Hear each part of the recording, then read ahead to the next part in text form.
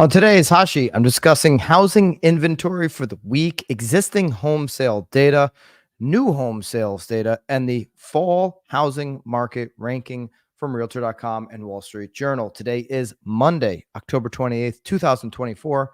I am Byron Lazine, and the Hashi starts now.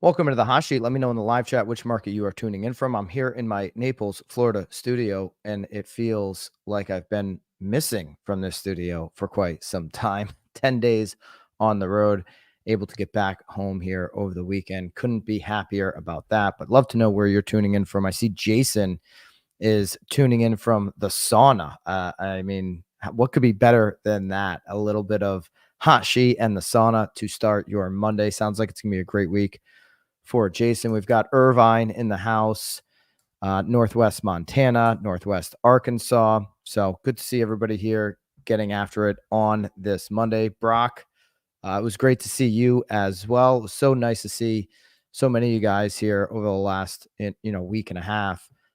3 different events back to back to back. Of course, kicking off with the greatest of them all, Bam Mania. Rebecca, it was great to meet you and have a little chat with you over there in the lobby bar area over at Bam Mania. So great to see everybody here. We've got a lot to cover. Actually, this is a huge week overall. Today's kind of action packed. I'll show you what's coming for the rest of the week in the housing industry. There's a ton of stuff going on.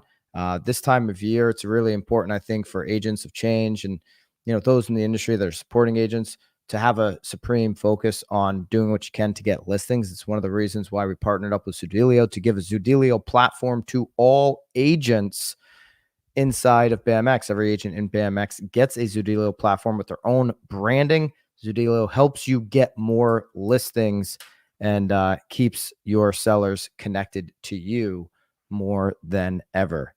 So if BAMX member, you'd be able to get Zudilio for absolutely free. If you're not a BAMX member, use code ZOO right now to get discount on BAMX so you can get access to Zudilio. All right, let's take a look at where we are at for inventory. We've had some hope here that inventory could continue to rise and kind of buck, historical trends as we move throughout the year.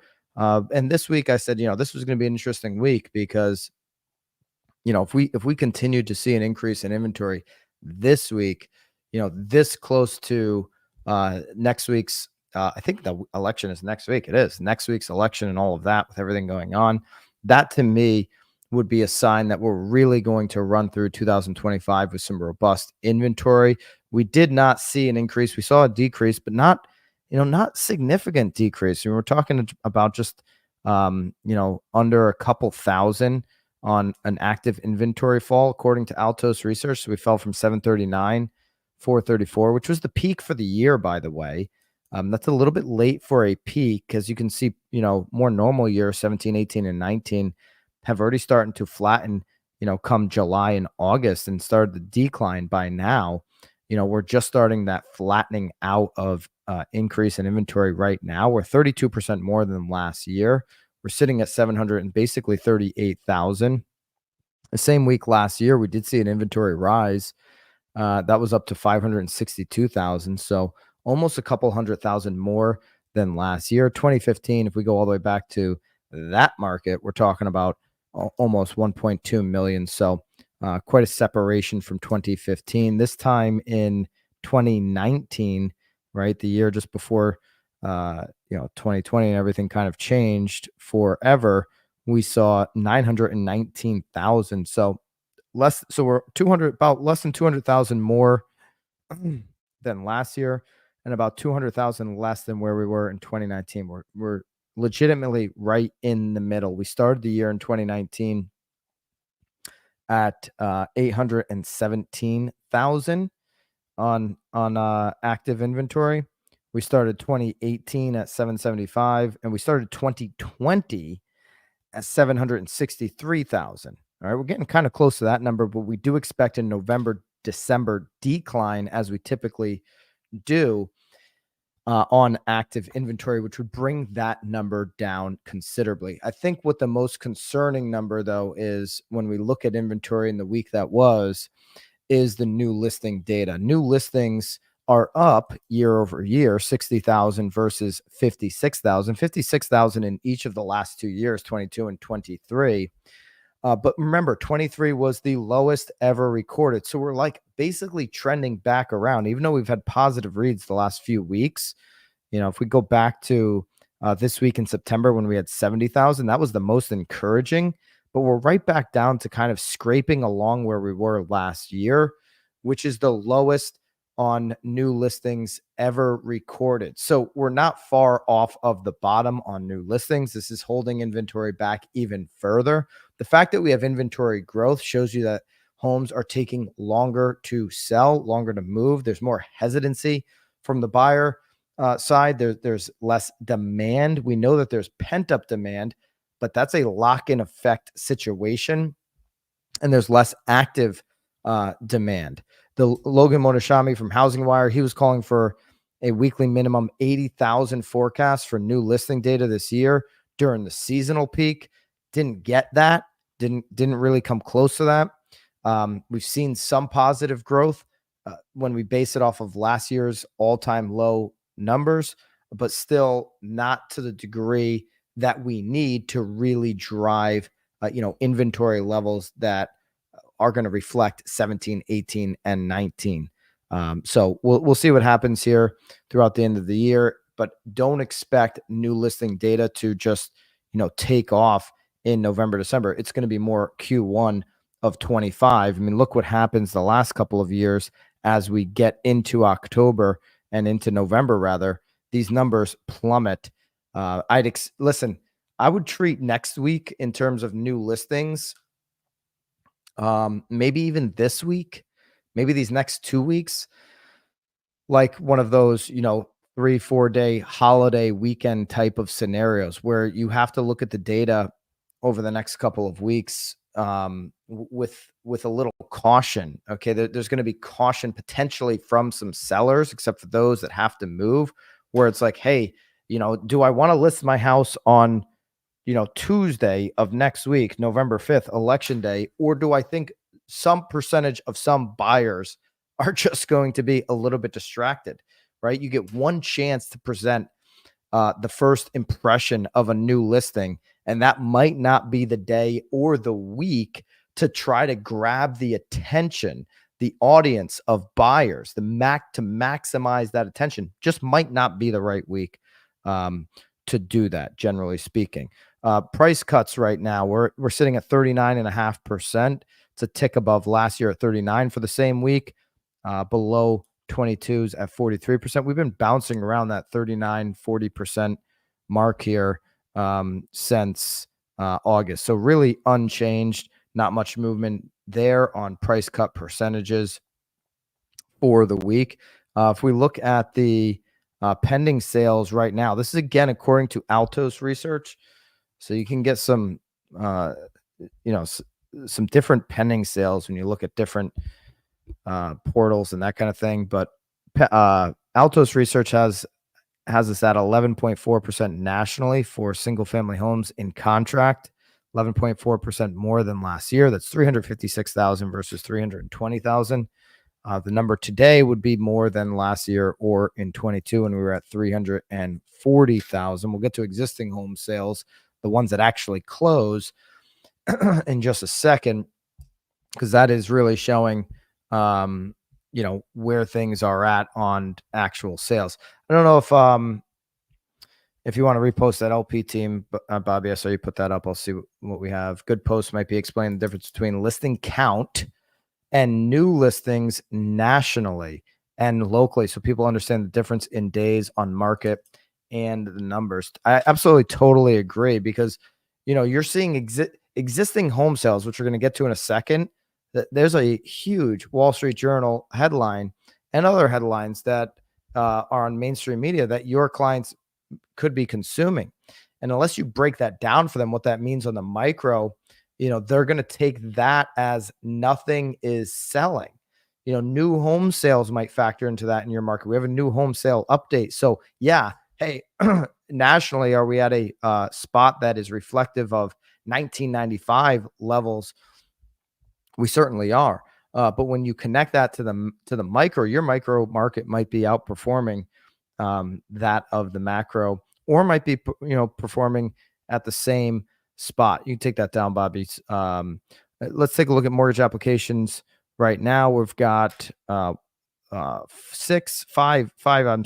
weeks of basically a positive growth on year over year mortgage purchase application data. We just barely got there last week. We covered that at the end of the week last week, but we are on a significant downturn here the last 2 weeks compared to where we were trending on mortgage application data. And if we continue to hang around the sevens, we could drop below once again 2023 levels. It took 3 years basically to get above that year over year level. Finally got there, and now we're heading in the wrong direction on 30-year fixed as it sits right now. That can always change, as we've seen a number of times and a number of swings here the last 3 years. We really got into a pretty deep discussion on that with Knowledge Brokers podcast. Mentioned a few conversations we had with Danielle Hill, by the way, realtor.com, chief economist,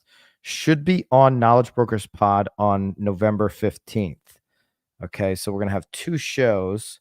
I was trying to get her election week, but she wasn't having that. But she should be on Knowledge Brokers podcast November 15th. We're going to tighten that up. Make sure you're subscribed over to Knowledge Brokers podcast, especially if you appreciate everything we're doing here on the hot sheet. You will love Knowledge Brokers podcast, no question about it. Also, if you love the data side of the business inside of BAMX every single day rather, that we do the show, we give you the hot sheet show notes so you can copy and paste this data right into your conversations that you're having with your database, your current buyers and sellers. Maybe you're doing a weekly call with sellers. Maybe properties aren't selling as fast and you need the data at your fingertips to be able to help educate them and close that knowledge gap between you, the professional, the expert, and where they're at. All the hot sheet show notes, as well as all of the slides and charts, are uploaded into BAMX each and every single day. Take advantage of that, as well as the Zoodelio platform by using code ZOO to get into BAMX today. All right, existing home sales slid 1% in September. Headline from the Wall Street Journal says home sales are on track for the worst year since 1995. September sales fell 3.5% from a year earlier. And in 2023, home sales hit their lowest point in 30 years. Existing home sales in the U.S. track for the worst year since 95. And that's for the second year in a row. When I say we're in a real estate recession, that's what I'm talking about. It's a 2-year real estate recession. It's transactions, it's fluidity of the market, it's market movement. It's the fact that some people want to be in the market, but they're locked into this low rate, this money printing machine that created so many people, 84% being below 6% on the 30-year fix. Okay. Persistently high home prices and elevated mortgage rates are keeping potential home buyers on the sidelines. Sales of previously owned homes in the first 9 months of the year were lower than the same period last year. Existing home sales in September fell 1% from the prior month to a seasonally adjusted annual rate of 3.84 million. NAR said the lowest monthly rate since October 2010. Okay, so you've got 2 things. Lowest monthly rate on existing home sales in 14 years since 2010. Anybody remember October 2010, or basically 2010 as a whole? That was a brutal year. Okay, if you were in the business in 2010, 9, 10, 11, these were brutal years.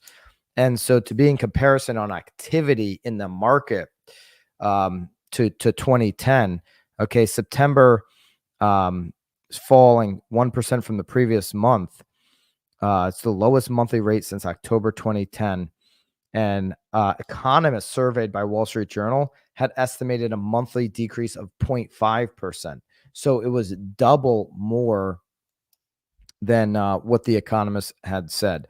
Now, the September sales falling 3.5% from a year earlier, that 3.84 million seasonal, annual, adjusted. Okay. So that number is the lowest or the worst year we're tracking since 1995. 1995 is also the lowest mortgage demand that we've seen until this year. And you think it's like, man, in between 95 and now, we've had higher interest rates than where we're sitting at right now on the 30-year fix. We've had higher rates than 6.9. Why is that the case? Because the 6.9 today, with where prices are, can feel like a 12 or a 13% on the 30-year fix. So Wall Street Journal pointing out the obvious. Now, I think what was brilliant about the LP team's post, what you can do if you're beating the national trend, if you're actually seeing existing home sales go up, or if you have high numbers of new home sales in your market, you could show the difference. Wall Street Journal is a good hook for some content. If LP team is thinking content, or if they're thinking an email out to their database or whatever, use the Wall Street Journal as credibility, as a brand that people recognize with this headline, and then showcase what's actually happening in your local market. Okay, that the dichotomy might be, it might be interesting for consumers and get a conversation going, and certainly get, from an education perspective, some more information out to the people in your community that need it. So that 3.84 million. Now, there's many that say, we're not really ever going to drop below 4 million. Danielle Hale, Realtor.com chief economist, said the other day when we were with her in Georgia, like, hey, there's still a chance we get to 4 million for the year. Some of these pending sales got to close. Okay. We're down to 60 days, basically. Got to see closings happen pre-January 1 to get to that 4 million mark on seasonally adjusted annual rate. Right now at 3.84 million, not many believed we could be that low with the population that we have and everything. Think about that, 3.84 million for, what's the US population right now? 330 million. I know this is something that all the politicians are arguing about over the next 7 days, what the population is, but what is like ChatGPT said, the US population is like 350 million. Okay. So I was a little low. 350 million. We're talking about 3.84 million existing home sales. Kind of a crazy low number.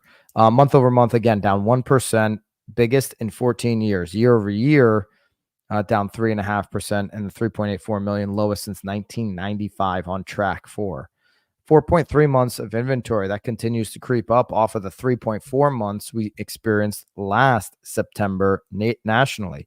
Prices, though, continue to move up, while we do see a deceleration in the amount of appreciation happening. Year over year, we're at 3% up, 404,500 on the median sale price. So there's some of the data coming out of NAR. New residential home sales.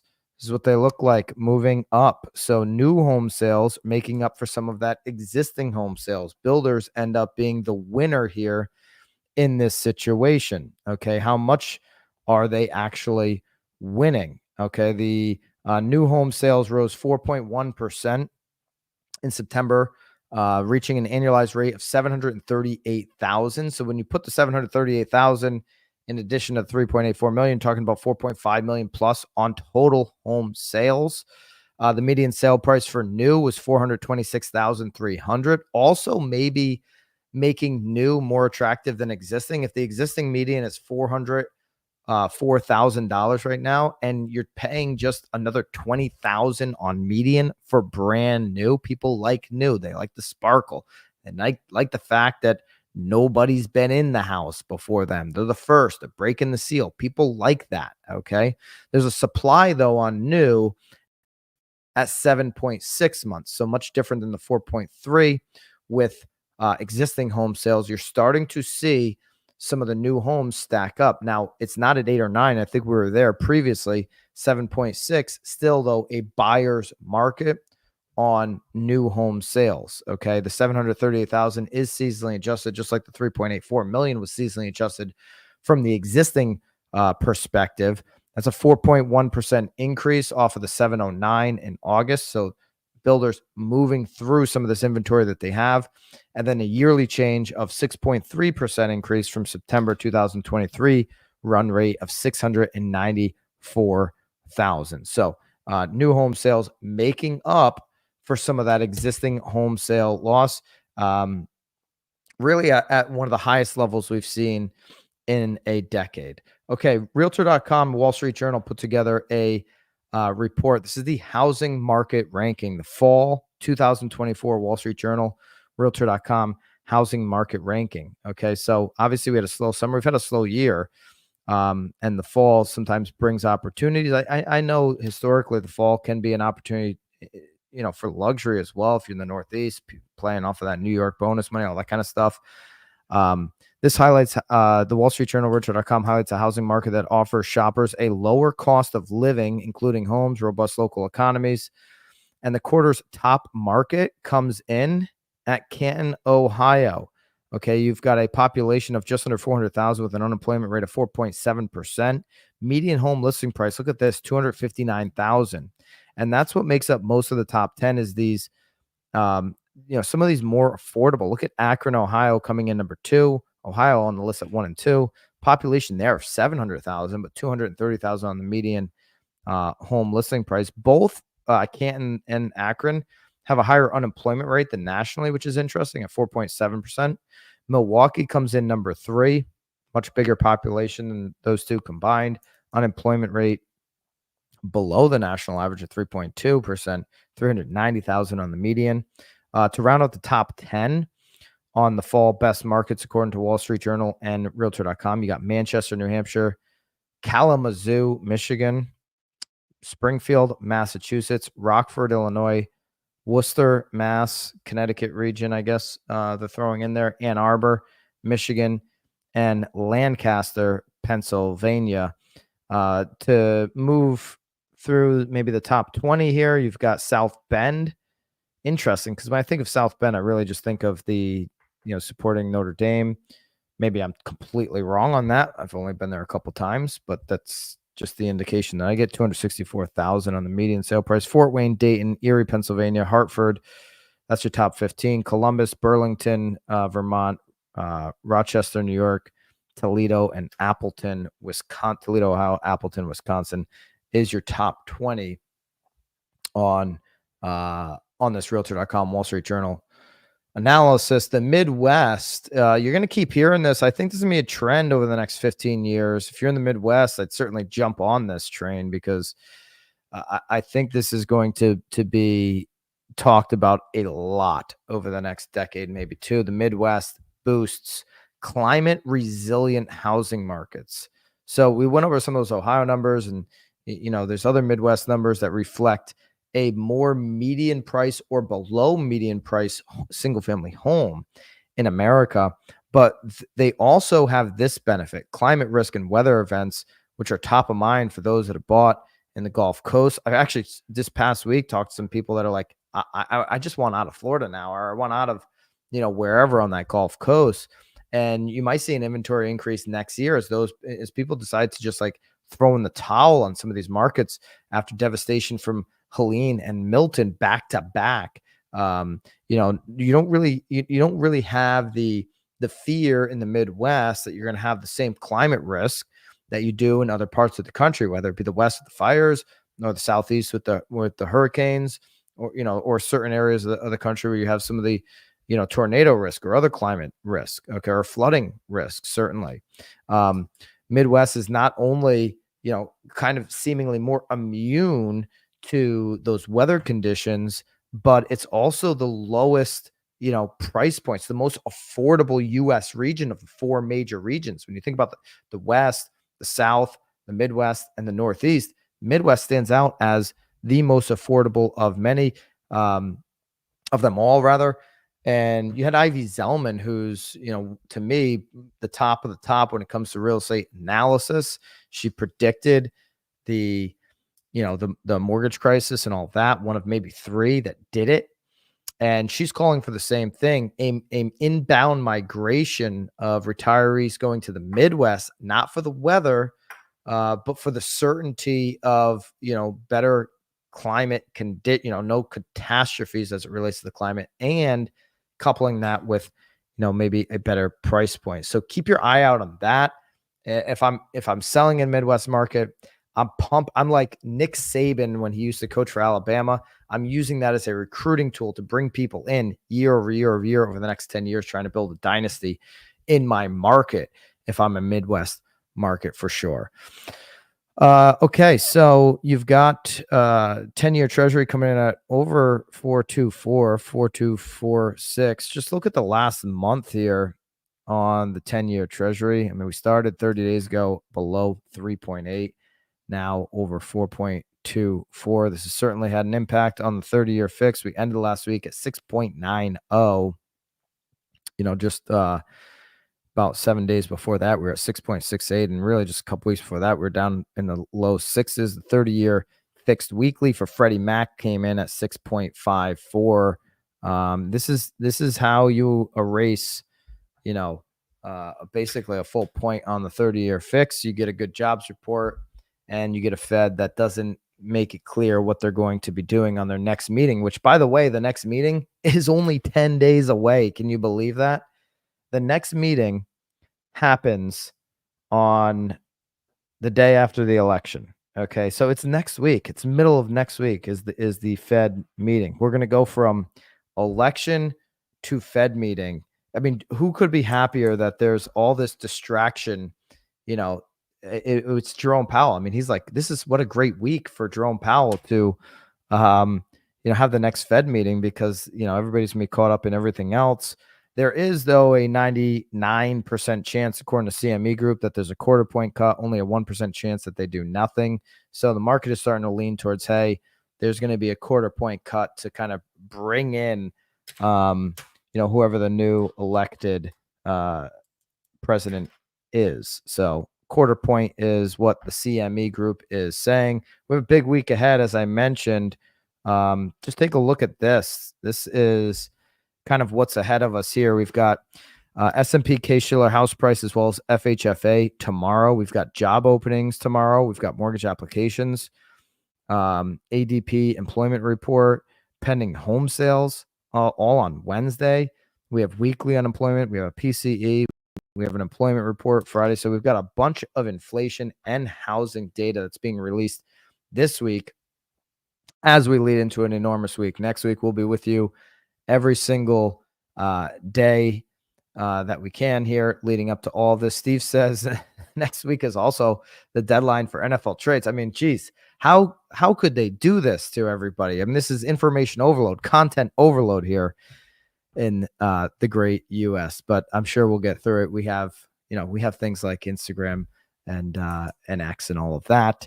And of course, if you're in real estate, you have things like the BAMX platform to keep you having access to the latest information and tools to help your clients. Use code ZOO to get into BAMX today. Great show. Great to be with you guys here on this Monday. I'll be with you all week. Looking forward to it very much. Until tomorrow, of course, have a great day and toodaloo.